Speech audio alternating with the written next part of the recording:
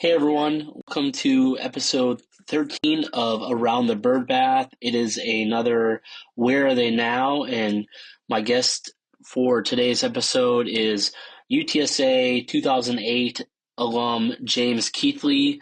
James is from San Antonio, Texas. He spent all 3 years of his collegiate baseball playing for UTSA before he was drafted in the 2008 MLB Draft by the Washington Nationals in the 39th round. He spent the 2008-2009 season at the single A level. James's name is still very involved in the UTSA record books.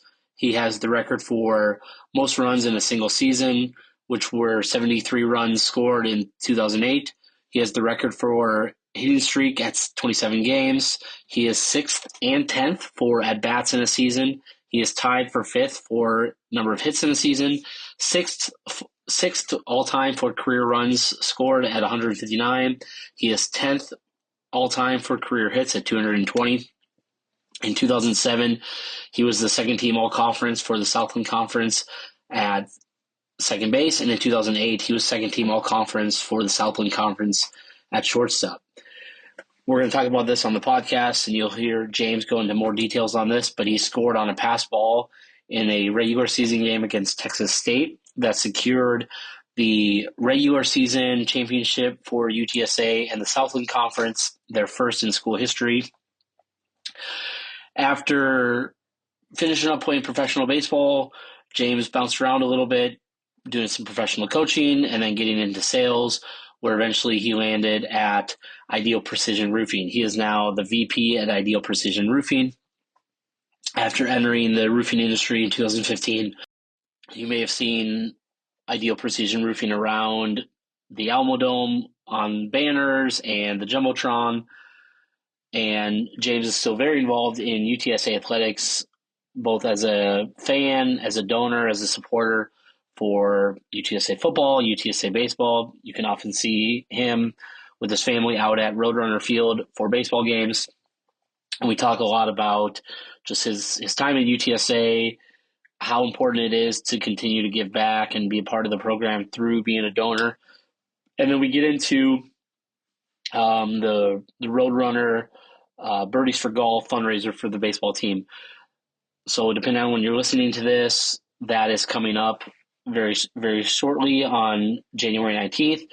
That's a great way to get involved, meet a lot of the former players, catch up with a lot of former players, talk with the current players, hear from the coaches, and just play a fun round of golf as well. So if you've never been a part of that, I definitely encourage you to looking at getting involved with that if you are a golfer. And they even have an option for going out there just for the dinner after golf and buying a ticket for that. There's also silent auction, and then I think if you participate kind of in the whole day, they've got a little party favor gift for you as well. So consider that.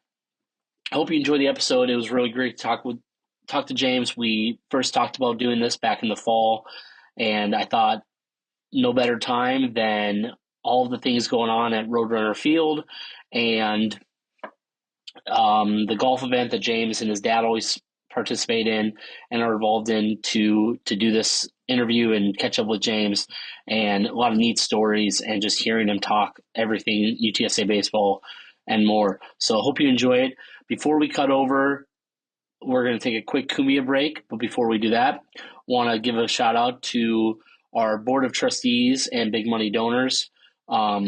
Appreciative for all of our Patreon supporters at all levels, but want to mention our board of trustees: Digiteek, John Outwell, Lino Perez of Los Dos Rowdies Tailgating, Gary and Ruben representing the UTSA Bird Gang Tailgate, Ray Redding and Meet Me Papero, Bread & Grill and the Grill Realty Group, Andy Elzalde, and Proficient Benefit Solutions, Ian McClendon and SYCR LLC, Brandon Padron, Ryan Squires, Waterman Construction, Siobhan Townsend, VP of the DFW chapter of the UTSA Alumni Association, and UTSA Annual Giving.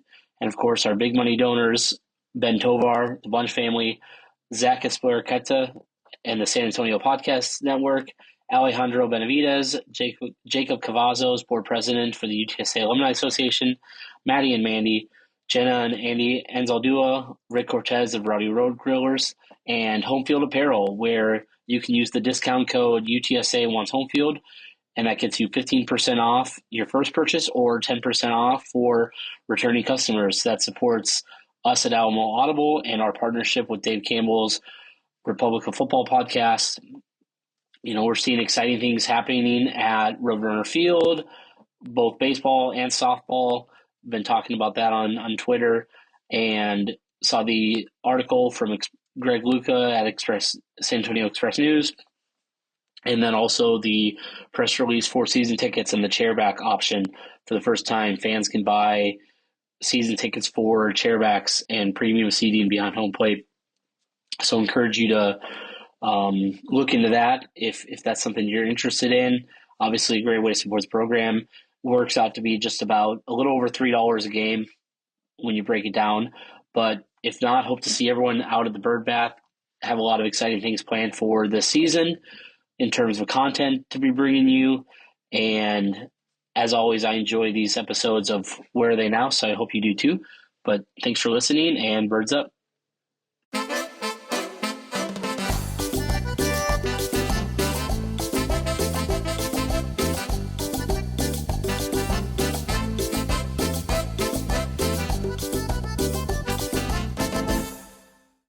All right, everyone, welcome back. And as you heard in the introduction, we have another Where Are They Now? And our guest is UTSA alumni James Keithley, San Antonio native, still lives in San Antonio, but really excited to have James on today. We've been trying to set this up for a while now. James, how's everything going?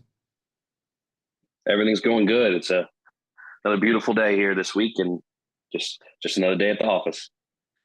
Yeah, and we're going to get into all that. We're going to talk about, where exactly you are and everything you're doing post-baseball. It's been a little bit since you were on the diamond, but still very involved as a donor, supporter, fan, and everything, getting into all of that.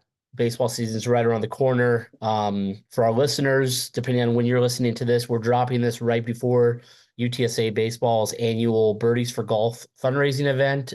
James, you and your dad are always a big part of that. But let's just kind of start at the beginning a little bit. Being a San Antonio kid, you probably, I imagine, went to a lot of camps growing up, prospect camps at Roadrunner Field. What was all that like, kind of watching the hometown team and then getting the chance to play for them?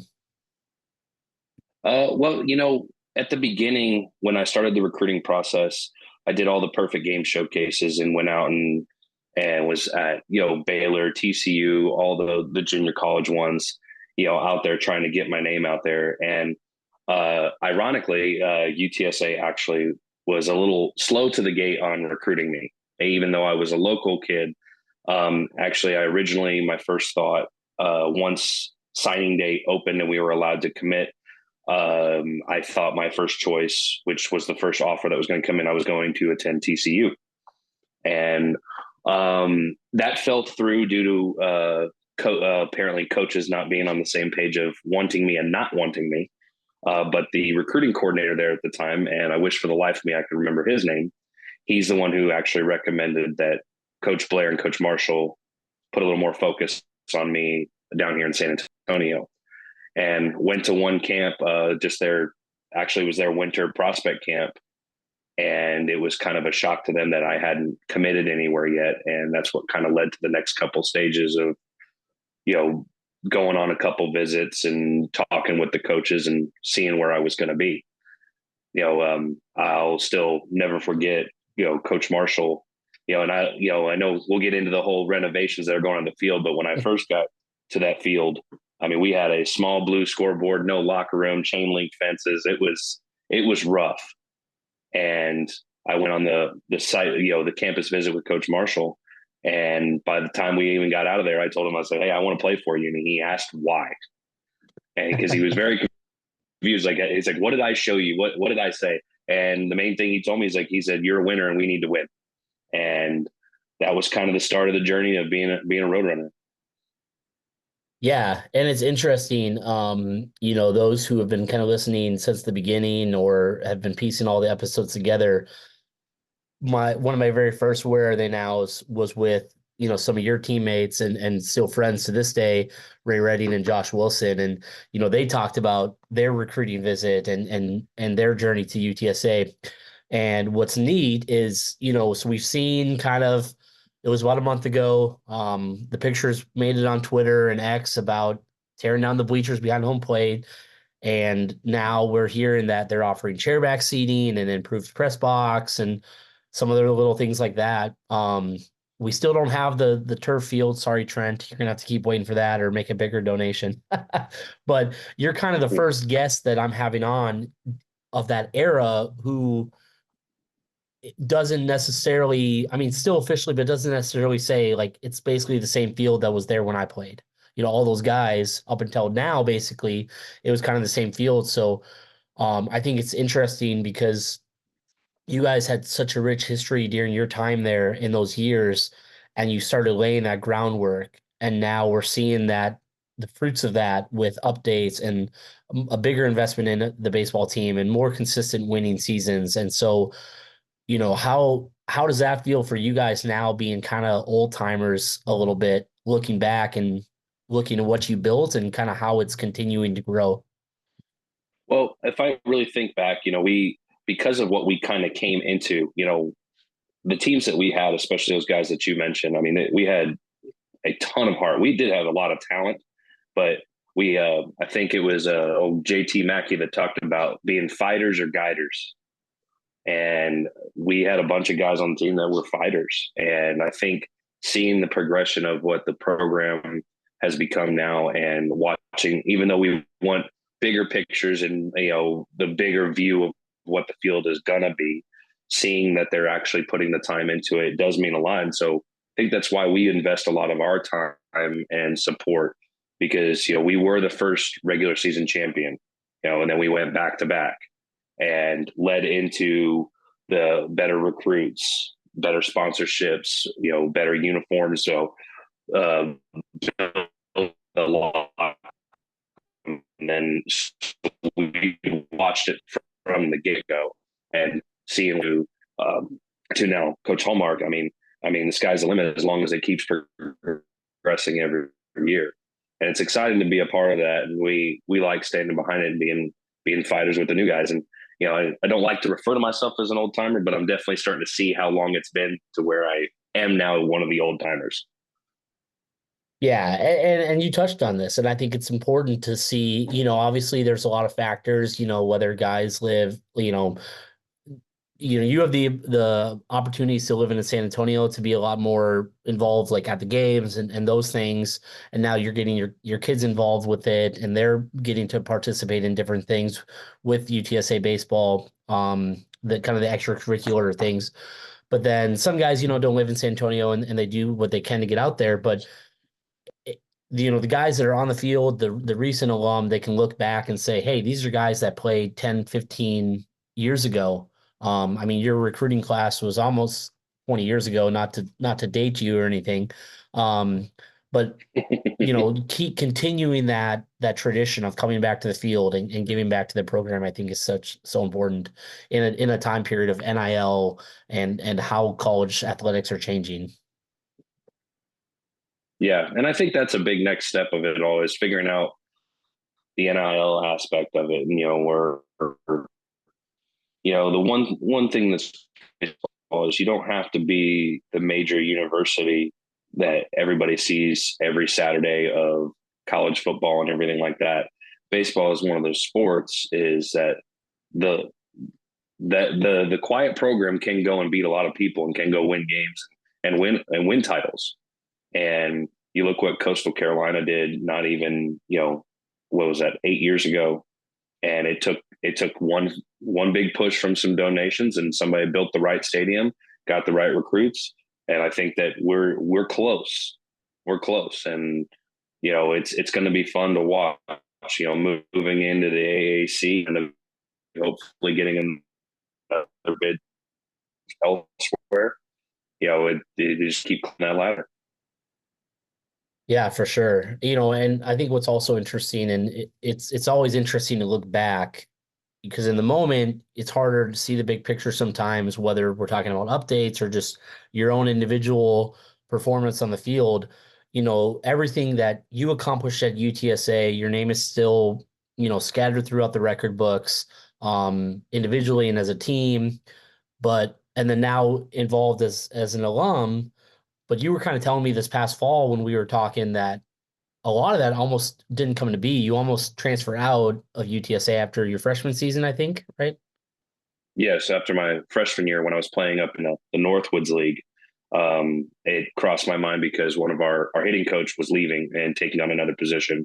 And it did cross my mind to get away from being local, because I've lived here since I was 9 years old. Felt like I hadn't gotten away from anything yet. And part of me thought that might have been an opportunity. And I'll be honest, the guys that you mentioned earlier are the only reason why I didn't leave.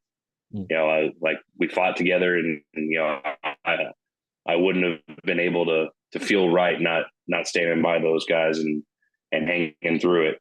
Also, I mean, it's being Minnesota and that style change, but we had unfinished business, and we with those guys, like I thought that's where I needed to be, and that's where my path was supposed to.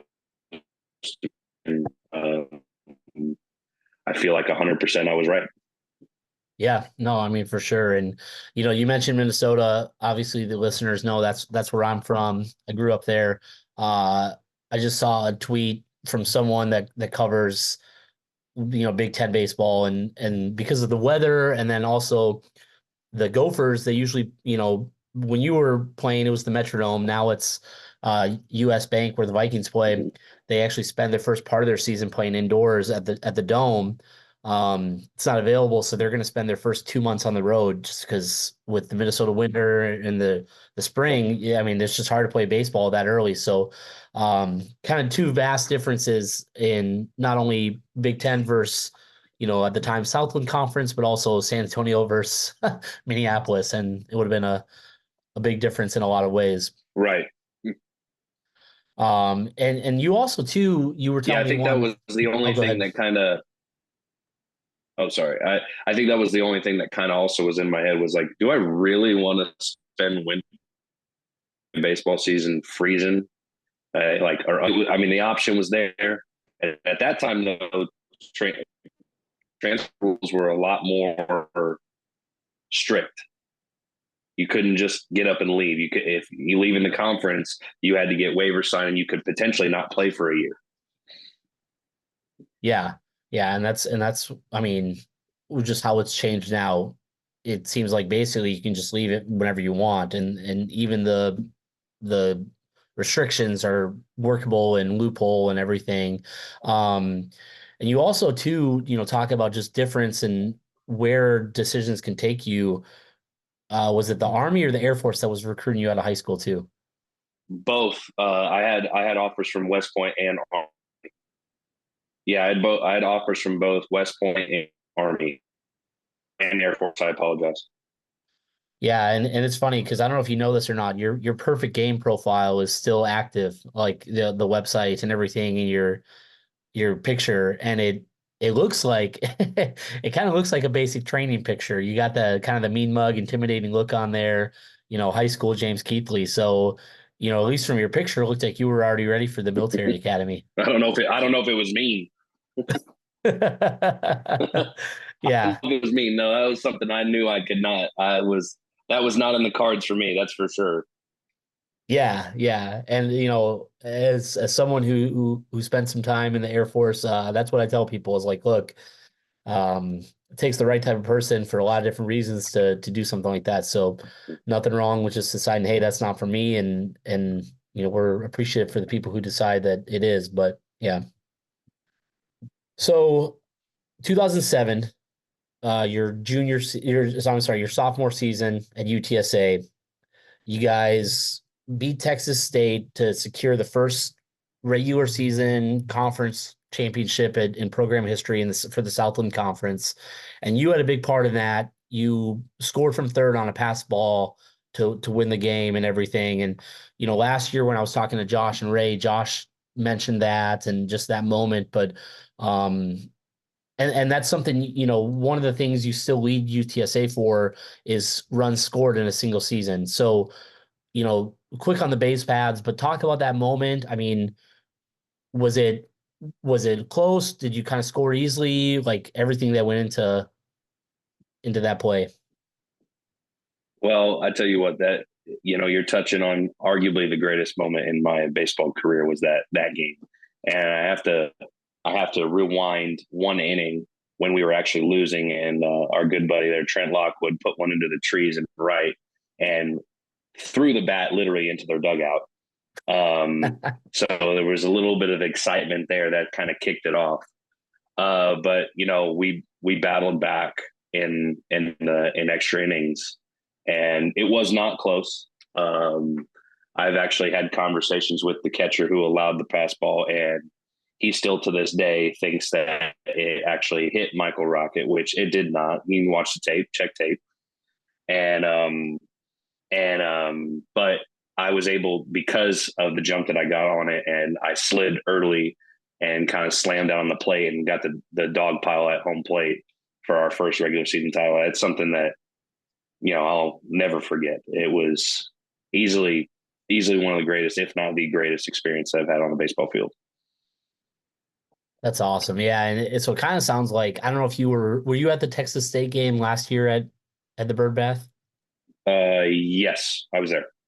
Yeah. So you probably remember the no call home run foul ball controversy. And then, I followed that up by posting a video later. So it sounds like, Texas State, I mean, right down the road, always good matchups with them, but there's a growing list now of maybe some controversy or some different perspective on calls that can alter the game. And that's what's so beautiful about baseball, I think, is it's a game of inches, and, you know, just it's all about who brings the best game to the diamond that day. Yeah, and we haven't been in the same conference with Texas State since about, I believe it was like 2010. But I promise you, especially on the baseball field, because we do play them twice a year still, that Tuesday night game might as well be a postseason game every time we all step on it. I mean, we don't like each other, and it's fine. Some of those guys played against each other in high school, played with each other, all that. But it's okay for one night, and the rest of the season, we don't like each other. It's a great rivalry. And I can speak from experience in those 3 years, when we were still in the same conference, when we had to finish with them every single in the last series of the year, and it came down to us and them, and it was a battle. That was when they had Thomas Field and Paul Goldschmidt on the in their infield, and we had guys on the mound that played. We had me hitting leadoff, and then with Tim Pounds, our Michael Rocket, and Trent Lockwood, all of us getting drafted. Like, there was guys on both sides. And to say tempers flared every once in a while, I mean, that would be an understatement. And those were the most fun series I could ever look back on. And, I remember after I got drafted and running into Thomas Field after the fact, when he was with the Rockies, and him and I worked out together a couple of times. It was like the bad blood like immediately went away, but in those little times, it was, I mean, there were going to be fighters on that field. That's for sure.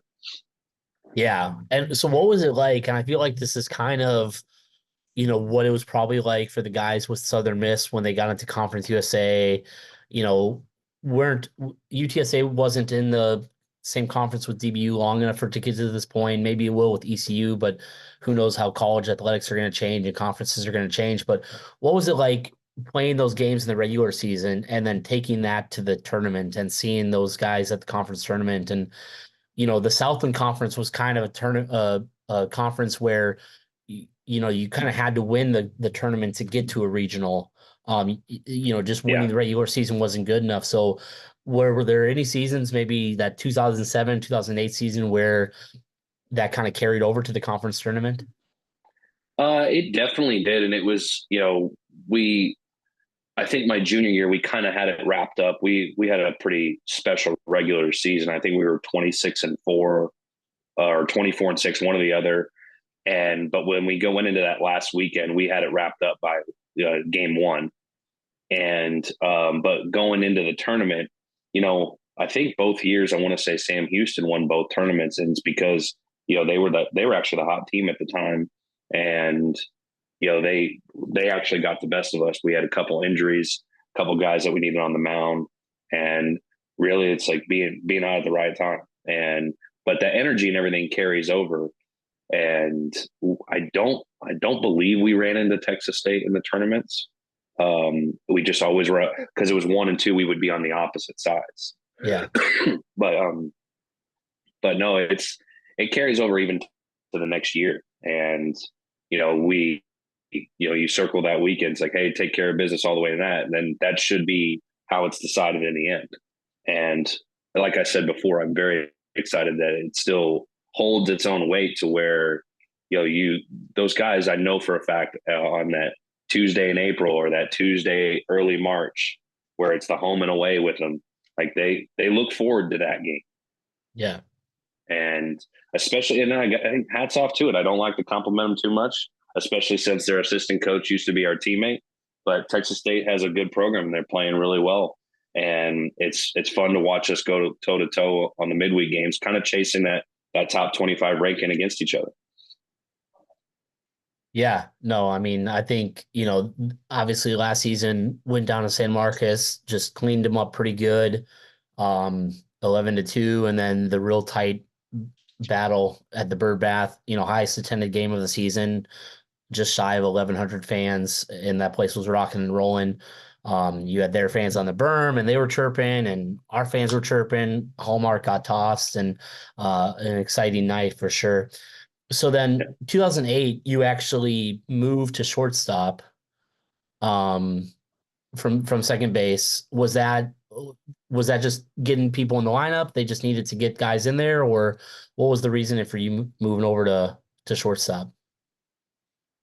Well, I came in as a shortstop, but ultimately I think my home was going to be at second base.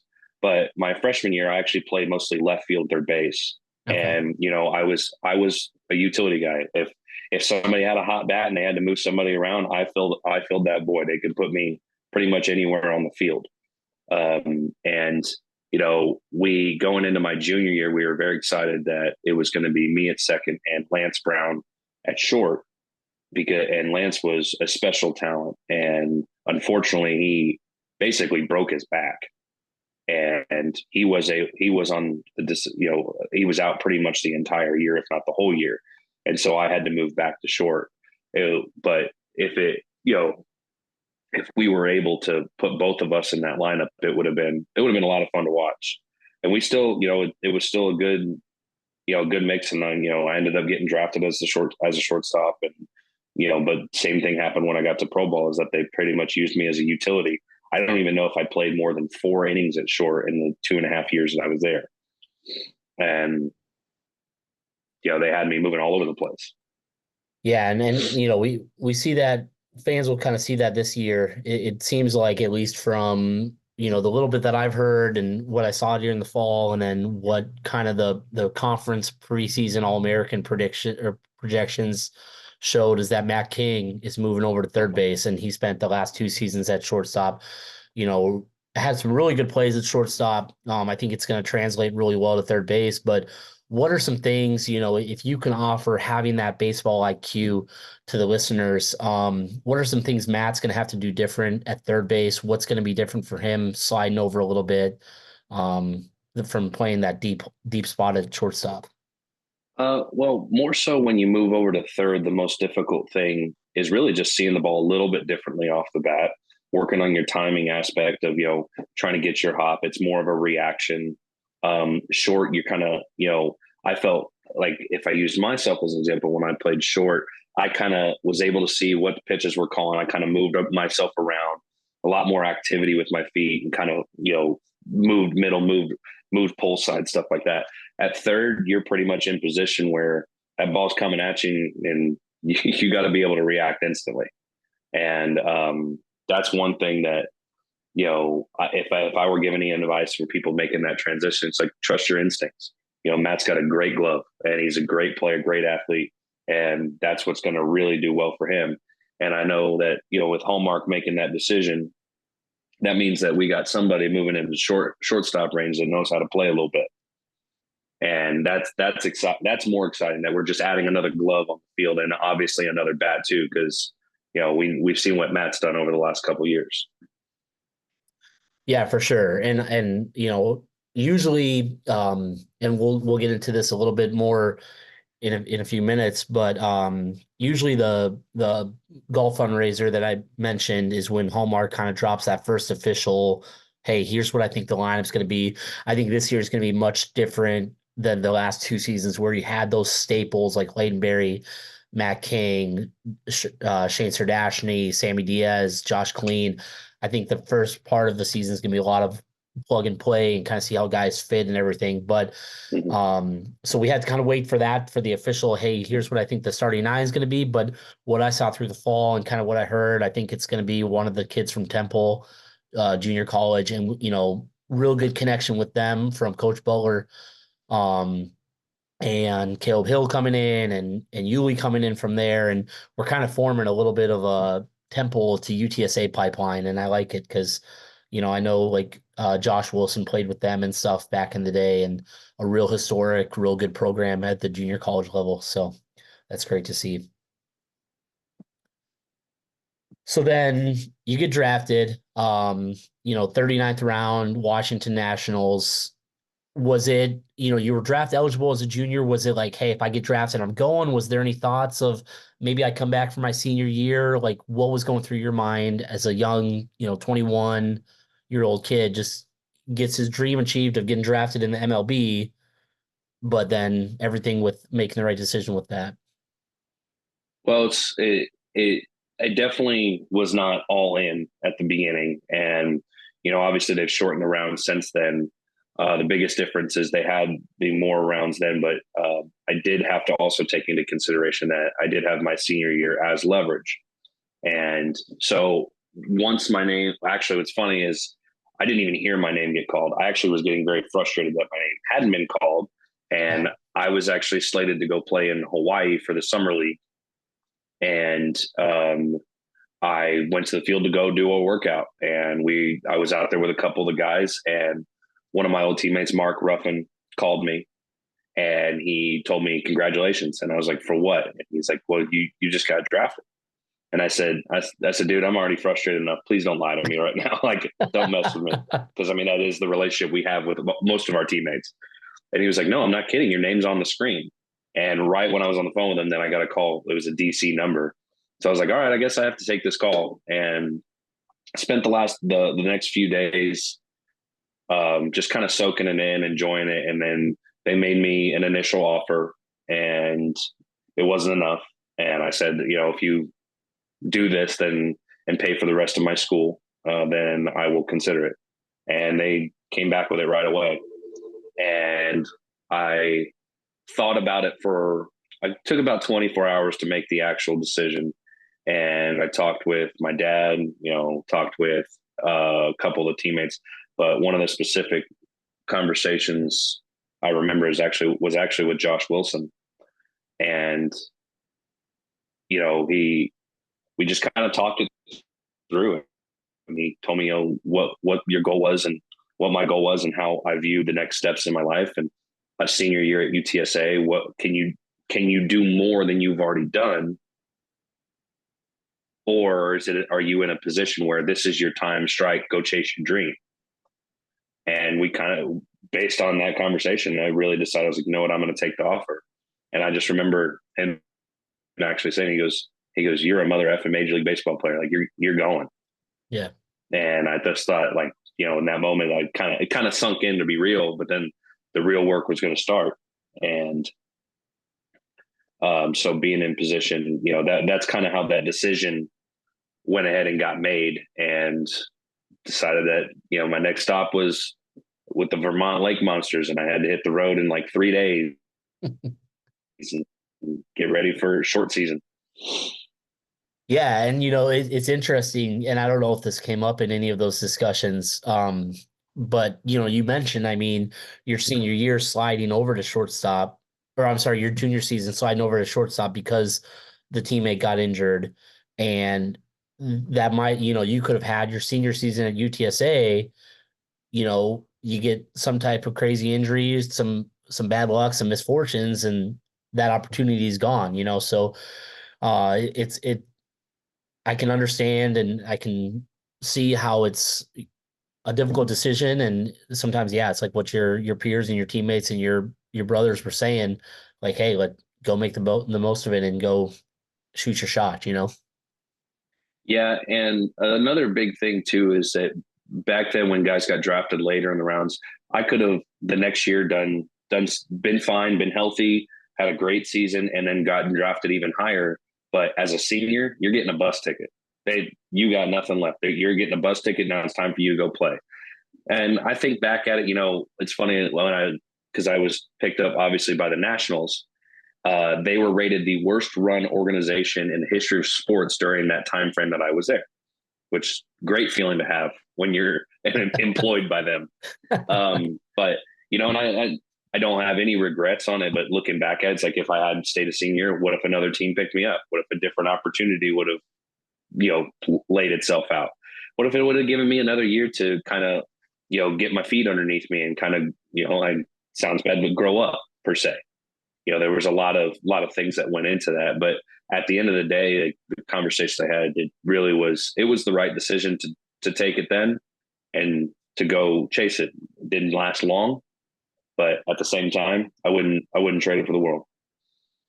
Yeah, and hockey, I don't know if hockey still does this, but hockey back in the day, you could get drafted and then you could still play with your college team until they needed you.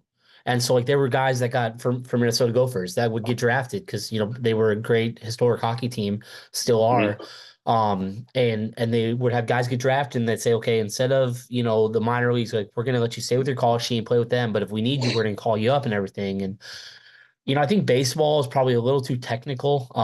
Guys like, they want their development staff to get their hands on you and start working on your swing and your glove approach and everything. So maybe it wouldn't work in baseball, but I wonder as we're seeing that guys are staying in college longer, because of the shorter draft rounds and because of NIL and just how college baseball has changed. I wonder if that could ever work in baseball where they could draft you and say like, hey, you still got the eligibility. Like we're going to let you play with your team and let that develop. And that's where you're comfortable and continue to work things out. And then, you know, just kind of push things off for a year. But there's probably too many nuances that make that difficult. Yeah, the only thing I could think of, and I know that there's minor league hockey teams, but there's so many minor league baseball teams, and these small town Americas make a pretty good lick on these minor league teams. I mean, I know we have the missions here, but there's some in the country that I've played at it's incredible. Like those minor league games are like 10,000 fans. I remember playing in Brooklyn, and it was Irish night, and 8,000 screaming fans of just a lot of booze was flowing on Irish night. We'll just say that. Yeah. But those are a blast. And like, that's the only logic that I could put behind it is that there's not as much money in minor league hockey as minor league baseball. Yeah. And that makes sense. This past summer, my wife and I, we went to a St. Paul Saints game, and when Trent played with them, or when he was playing against them, they were independent. Now they're the Twins AAA affiliate. When COVID happened in the taxi squad, they're like, hey, like let's have our top prospects right down the road, kind of a no-brainer. But I mean, it's a fun environment. I mean, I think my wife had almost, if not more fun at the Saints game than she does at the Twins games and stuff. So no, it's a good time. I actually forgot that they moved to the minor league system because they were independent for quite a while.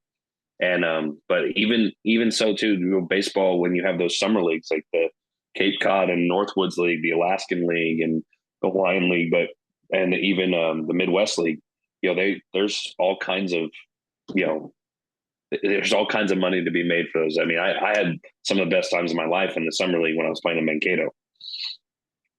Yeah, and it's fun up there. Like I was talking to Ryan Beard in the fall about this because he played in the Northwoods League this past summer for one of the Canadian teams. And I mean, I don't know if you had this opportunity, but you can play baseball up there at like 9:45 at night. Like it's still dusk and everything, and you can still see the ball pretty good, and a fun memory. They pay for it in the winters, but they get it back in the summers with how beautiful the summers are up there in Minnesota. Yeah, I remember 4th of July being in Duluth, Minnesota, having to wear long sleeves. And I was like, this is okay. Yeah, yeah. But 6 months later, it'd be negative Yeah, 20 wind chill and you'd be regretting yeah, your decisions. Yeah. 100%. So let's talk about this a little bit, and we'll try to be a little kind, because we do want to try to paint things in a positive picture. How many facilities did you come across when you were riding the bus minor league where maybe it was better or worse than the conditions at Roadrunner Field? Oof. Being nice, um, I'd say arguably 90 to 95% of the fields and facilities were better than what we had. I only remember a few of them. I'm not, maybe a handful that were similar caliber. But the thing is that when also, just like you play in different schools across the country, there's certain minor league places and stadiums that are just amazing. And so it kind of takes precedent over those. But, there were, the bus travel was pretty rough and everything like that. But for the most part, playing in the New York Penn League, our stadium was not very nice in Vermont. And I believe Jamestown was the only other one, the Jamestown Jammers. That might as well have been a Little League park. But other than that, there was a lot of them that were very nice facilities, very nice. And so it's unfortunate to say about, like I said, 90 to 95% of them were better. And I guess you could make the argument that makes sense. You were talking about how much those teams mean to those teams. Like Luke Malone spent the past season playing independent ball up in um, Idaho for the Boise Hawks, and Mm-hmm. just following them on social media every night. It seemed like they were having a great time out there. And so if you've got the community built in, then they're more willing to. They have the ability, and they're more willing to maybe pass some different tax laws and everything to get those facilities up to speed. And if they're going to enjoy it and give back, benefit from it, they're probably more willing to do that. So there's some things in there that are probably unavoidable or just more opportunities for them. But Yeah. Well, but in my opinion, though, baseball is a quiet moneymaker. And if you put the right investment into it, it can make a lot of return. And obviously mhm. it can make return for the university as well as the team and the aspect, and, gives the opportunity to get better players and all that. But, the biggest thing is creating a crowd experience. Even the fields that weren't really nice, the crowd experience, the crowd involvement, they made you want to go to the game. And that's something that I feel that if that should be a focus. And if you get them to the game, it gets people more involved, then people start coming out of the woodworks of wanting to do better things when they go watch the game. I want to have chair back seats. I want to have nicer spot to sit. I want more shade. I want a canopy. I want this. And the turf field, man, that field looks great, but let's turf this thing and put a big giant roadrunner in center field. Those ideas come with getting people to the ballpark and seeing what the product is that we're putting out. Yeah, and I've said this to people before. I don't know if I've ever said it on an episode or on a interview, but I think where the berm is a great spot to do like what Rice did with the Roost and at their field, and you put a little bar and grill out there, and then you let the students use it after 5 o'clock during the week. Go study there, go get dinner there. I mean, that I feel like that could pay for itself pretty quick. I've heard talking to people, there's some red tape with all that, and I'm sure it's a little more involved than just putting up a building and finding the sponsorship. But yeah, I mean, one of the I love the sport from the technical aspect and everything it offers, but it's also just a good time. And it's summer, the weather's good. College baseball, it kind of ends regular season before it gets too hot in San Antonio. And so you can still enjoy it. And I think anything that they can do to capitalize on that, they should be doing. Yeah, absolutely. And like you touched on the red tape part, and the red tape goes to a lot of different bodies that have opinions and thoughts. And sometimes you're right, it's not as easy as us offering to potentially build a beer deck. And, there's a lot of people that stick their fingers in it and it's like, well, maybe not, no. And so hopefully the vision of it can keep growing. I can speak for all of my old teammates. Like we are very happy that they're actually making adjustments and making new changes to the park. And I hope ultimately they never move the park. The dorm backdrop, it's such a college baseball feel. And I'm telling you, just from my experience, there's nothing more fun than you blasting a home run and it hits the roof. Yeah. Yeah. And, we saw that a few times last season, sometimes from the other team, but, I remember a few games where whether it was Taylor Smith, Josh Killeen, Antonio Valdez, and it just disappears into the night. And that, okay, that one just cleared Chap, that was a bomb. So, there's an ambiance about it. It's special and it gives it that college feel. It's like you build around that field and enjoy that view. I hope one day we can look out in right field and there's bleachers out there and there's a bunch of screaming college kids with a few beers in their hand and enjoying the game and watching a home run get hit into right. I don't know if you've ever watched an Ole Miss baseball game, but what they have, I get this SEC and what they do, but that entire right field, when they hit home runs, all the drinks go in the air. Like it's crazy. And like, that's the college vision. Yeah. Yeah, I mean, you get some UTSA fans out there. We know from football that the UTSA students are not afraid to get into it with the opposing fans. Yes. In a healthy banter way, of course.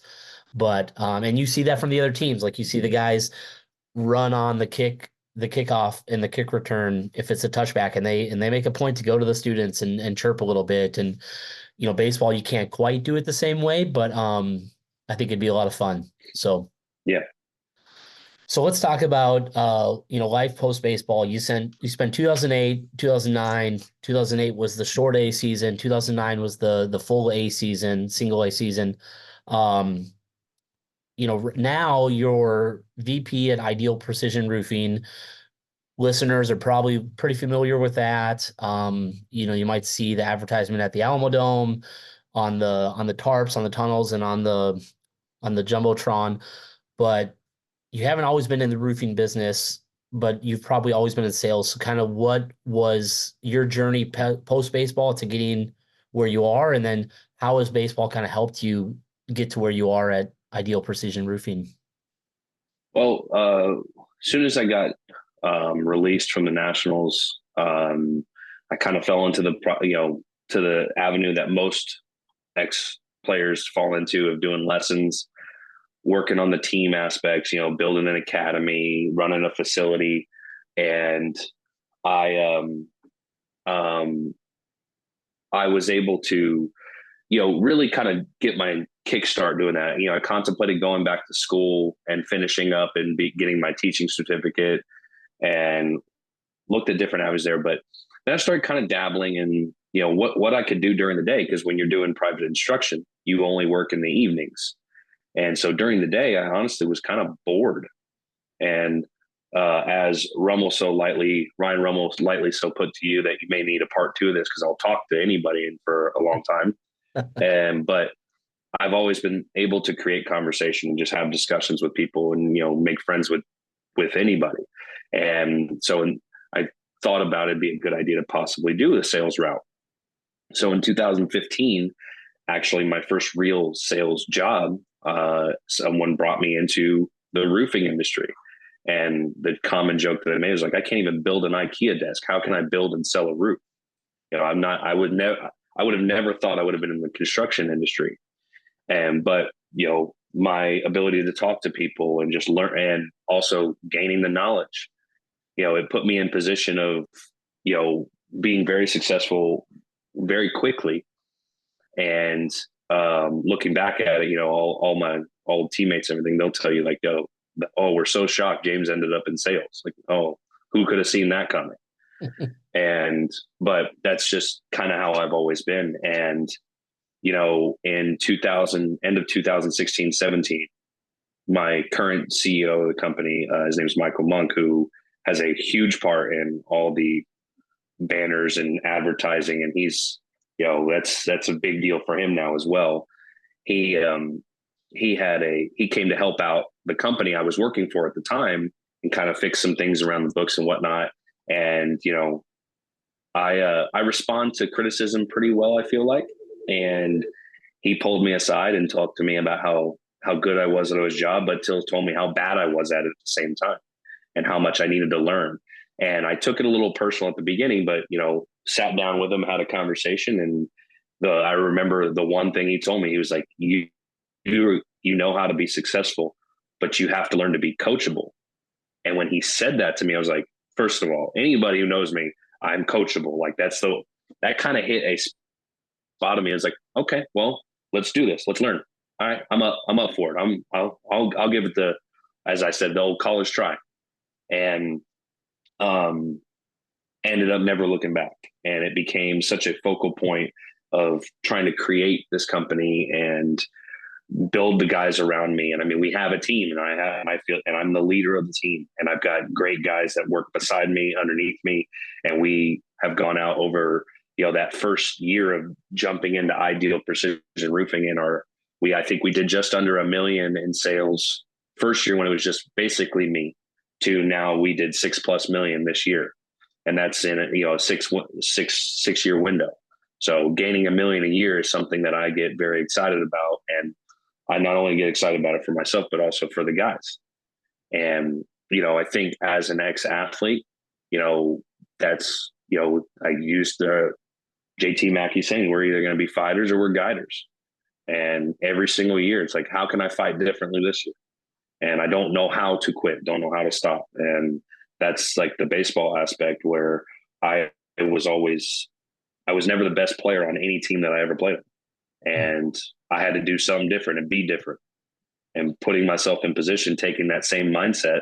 Like, how can I get better today? How can I learn something today? And what can I do for not only the community, but my guys, my workers, over and over again, just to keep building and keep succeeding. Yeah. And it's interesting. You mentioned baseball, kind of the type of athlete you were. I think a lot of times in baseball, you see the guys that might be like, I've been doing it this way since I've been 8 years old. I've been throwing the ball this way since I've been 8 years old. I've been swinging the bat this way since I've been 8 years old. But then you get into that professional industry out of baseball, and like, what your coworker was saying of, hey, like, you're doing this, but I don't really think that you're very coachable. And you're like, all right, let's make it happen. And I think you being the athlete in baseball where you had to kind of make those changes, or you were willing to make those changes, probably is what helped in that moment. And you weren't like, well, I mean, you might not think I'm coachable, but that's just your opinion. I'm going to move on with my day, and who knows what happens from there. But you're willing to, be humbled a little bit, and willing to, like you said, be open to the criticism, constructive criticism, and it's paid dividends. And, it kind of sounds like you talking about your baseball career, that it worked in baseball too. So it's encouraging, and it's neat to see it work in baseball, and now it's worked in your post baseball life as well. Yeah, and the competition side, as well as just the drive, that's one thing that has never changed. And I don't like to lose. I'm not a good loser. I'm fine with admitting that. I like to win. And it's, when it comes to the sales aspect, I'm usually up against a couple other bids or, other companies. And like I said, I don't like to lose. And I had to, take a nice step back and realize that even though I was pretty good at what I was doing, I was still very much an amateur, and I needed to keep getting better and keep perfecting my craft. And, I, every single year, one of our regional sales manager, Dustin Posen, who is also a brother of mine, and him and I will cheer each other on consistently, but he doesn't like it when I do better, and I don't like it when he does better, but it's a healthy push from both sides. And it really, we just build each other up consistently, on a weekly basis. Yeah. And that's what I think is interesting. I know a lot of people have, especially maybe at the mid-major college, the G5 level, maybe NIL, some people have a little bit of a bad taste in their mouth right now with what's happening across the sport or across, college athletics. But I think one of the benefits of NIL, and I mentioned this to like when I had Caleb Hill on, and I was talking to post players about this or former players about this, excuse me, because they didn't have the opportunity, but it's such an opportunity to start networking at a young age and start pushing your brand and finding out how to talk to people and finding out how to kind of get both people what they want in a situation and both people can benefit from it. And I think if NIL could be used like in that way, then it could really help more players kind of the same way that you were taken under by your coworker and molded and kind of shown like, hey, here's how you can take the next step. And it'd be neat if it can be used more like that. Like, because I mean, there's just a small percentage. You mentioned the draft class, the draft rounds getting cut in half. Like, there's even a less percentage now of guys who even get the chance to play at the next level. And we know we could talk for hours about the politics that go into minor league baseball and the bonus babies and all those things. But I think that's a neat avenue that it could maybe turn into is starting that networking at a young age. No, absolutely. And I mean, I'm not, I know a lot of people, they see the big NIL money, obviously, with football and how people are transferring and why people transfer. And it, to an extent, it's hurting things, but I think you hit the nail on the head there. There are some heavy benefits to it, and it can teach a lot of the business aspect of life, even, where some of these guys chase that money and they realize that when they don't perform, they don't get that paycheck. And that's life. If you don't do your job right, you don't get paid. And, and some of them are going to learn the hard way, fall flat on their face, and it's either going to make them, regret, or it's going to make them learn. And, in the baseball world, I want to see, hopefully we can see a little bit more advancement in the NIL pursuit and, more people kind of going that. But, I think that using our ageless wonder, Mr. Frank Harris, and what his new role is with the NIL director position, like, hey, I mean, if there's one guy that's going to help out that and be at UTSA, that's the guy to give the job to. But he only gained that knowledge just from everything that's gone on over the last few years. And, it's going to set him up to be extremely successful, not only for himself, but probably for a ton of different athletes across UTSA's athletic team, at all teams. Yeah, definitely. We'll see what happens and see how it changes and where it all goes. I know there's a lot of people at UTSA kind of in the spotlight and out of the spotlight that are doing a lot of things for NIL and giving back and everything. Let's as we wrap up a little bit here, let's talk a little golf. So we've got coming up, from when we're recording, it's about a week and a half, but we've got the annual Roadrunner Birdies for Golf fundraiser. I've talked before about how important that is for the budget and for the team, but what are some things you enjoy about going out there every year? I know your dad goes with you. He's big. We haven't even talked about your dad yet. We'll have to have another episode and maybe have both of you guys on or do something fun with that. But your dad's very involved in UTSA Athletics and UTSA football. But what do you enjoy most about going out there, and how do you perform on the links, and what's your drive distance? Well, I tell you what, Team Ideal Precision Roofing is coming for the gold this year. We're not settling for anything but first place.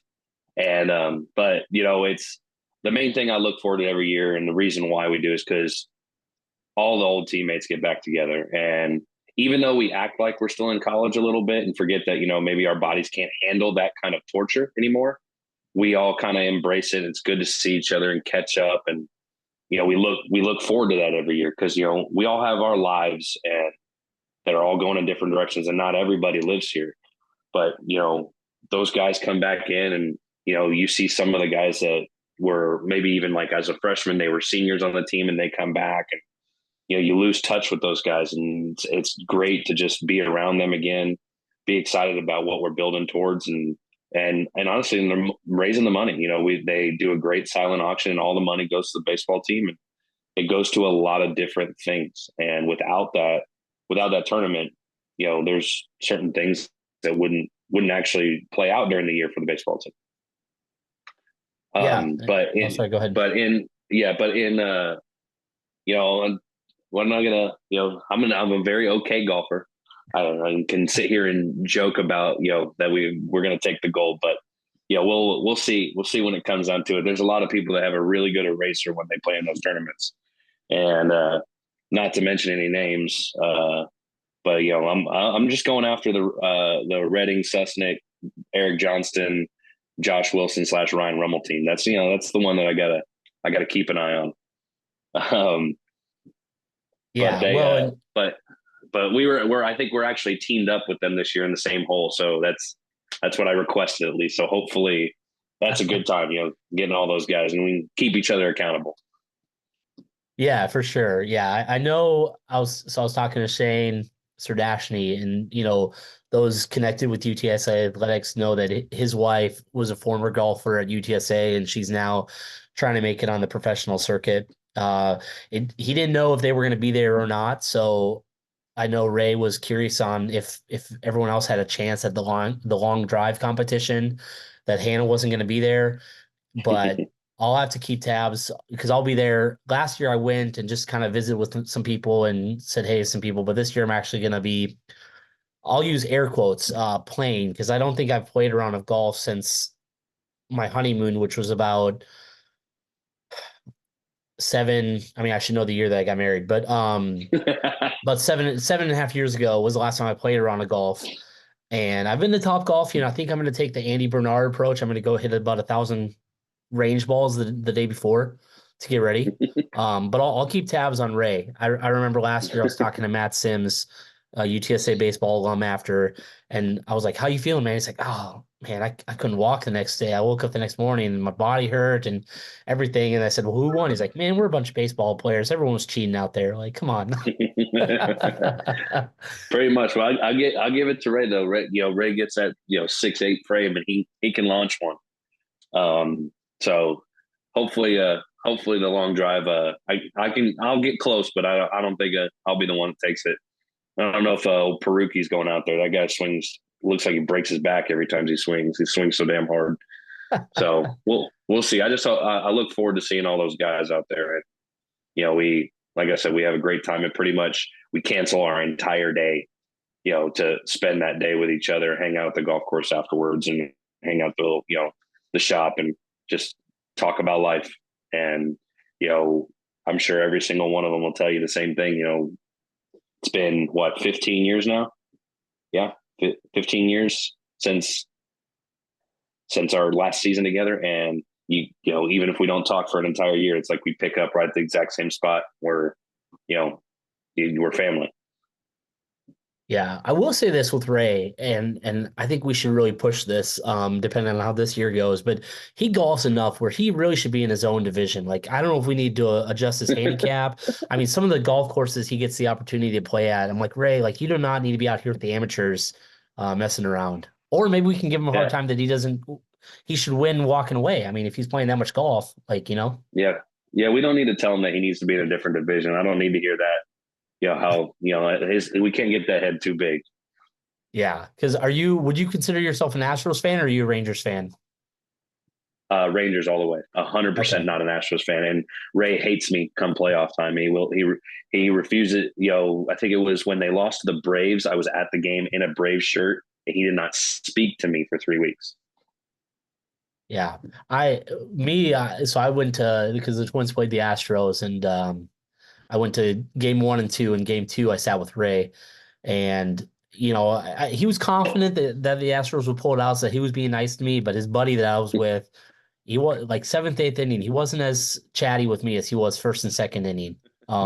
But we had a good time, and it's fun, and it's just it's neat. That's what I enjoy most about these I guess segments or these interviews, is getting to check in with you guys and see how you're still connected, and just what the game did for you, and seeing all the networking and all the relationships you got out of it. And it's neat to see like you mentioned, 15 years later, you guys are still getting together during football games, tailgates, fundraising events, and coming together. And I can't wait for, 15 years down the road when you're really an old timer at that point, and just see where things are at, check in 15 years and see where the program's at, where Roadrunner Field, the Bird Bath is at, and see what everyone's doing.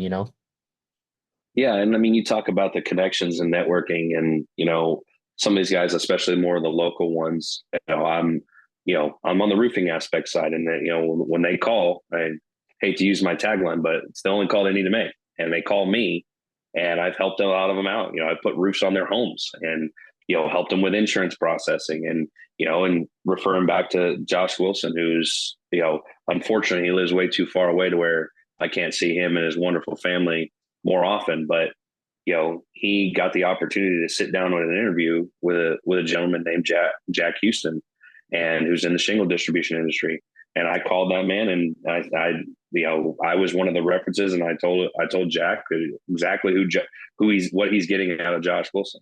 And there were quite a few people wanting that position, and he was at the front of the line. The connections and the networking, we help each other out, and we're always going to push to see each other successful and have each other's backs through it all. And that's why that's why the golf tournament means so much, or the one home game where basically my suite doors open, alumni saddle up, and it's just a reason for us to remember why we are the way we are and be there for each other, and just relive those memories. Yeah, and Josh doesn't know it yet, but I could see this kind of working out. Like, a few years down the road, you're like, hey, Josh, remember when I did that favor for you? Now you slide on over to Ideal Precision Roofing, come work with me, and come back to San Antonio. Start planting that seed, and he doesn't even know it. I tell you what, he may keep his mouth quiet. I know that if that opportunity comes, he's coming back south. Yeah. Well, I know we joked with Rummel, with what Rummel was saying, to what he mentioned to me offline, and trying to keep it under 2 episodes. And so I kind of promised you would try to keep it under an hour. So we're kind of getting to the end, but once again, really appreciate it, James. Always good catching up with you. Was glad we were able to get this together. Where can people kind of follow along, get connected with you, both on a personal side, and then if they need some roofing help or need some shingle help, like how they can get connected with Ideal Precision? Well, I love that I get to do the tag here. So follow us on Facebook, look at us up online, Instagram as well. That's where our big platforms are in regards to the company. Ideal Precision Roofing. We work everywhere from North Austin all the way down to the coast, even into Houston. And all the inspections and processing we do, we really make it easy for it to be the only call you need to make. And that's what we tell them all. And our 5-star reviews on Google help a whole lot. And the best part is being UTSA people and alumni, and anytime they get to deal directly with me. And so, like I said, we always take care of each other. Yeah, well, it's awesome. And I mean, I can say just from talking with you and then, seeing your guys's involvement at the Alamo Dome and your involvement with the baseball program, definitely putting your money where your mouth is at, and backing it up and doing what you can. And that's what we need, whether it's, just donating when you can, or being a bigger sponsor like yourself and your company. It all matters and it all helps. And it's all just, for the same opportunity that you guys had. So that's great to see. Yeah, it is. And, I'm happy. I'm very blessed to be where I'm at now, and very blessed to have the opportunity to help out anybody that's, in the fraternity of baseball. Awesome. That's great to hear. Well, James, thanks again. And, hope you have a good rest of your week, and we'll see you soon out on the links. And I'm sure we'll see you out at the Bird Bath with your family, taking in some great baseball. Yeah, I appreciate for you guys having me, and it's a lot of fun. I was very excited the first time you brought it up, and I'm here anytime. I'll gladly chime in and talk about things, and talk about what's going on in the baseball world, football world, anything of that nature. And I'm sad college football's over. I'm ready to already kick that back in high gear again. And but I appreciate everything that you're doing from Alum Audible. Yeah, happy to have the opportunity. Big thanks to our donors, our Patreon donors at all levels. Allows, Jared and Adrian to bring me in to do what I do, and I enjoy it. I mean, don't tell my wife, but I do it for free. I do and don't tell Jared either. I do the work for free. But yeah, it's all about, bringing attention to what those guys are doing on the field, giving them the coverage they deserve. And then just like I mentioned already, checking in with you guys and seeing what the alumni are up to and how you guys continue to make a difference off the field. And that's all important. So. Absolutely. All right. Well, thanks for listening, everyone. And James, take care and birds up. Appreciate it. Birds up.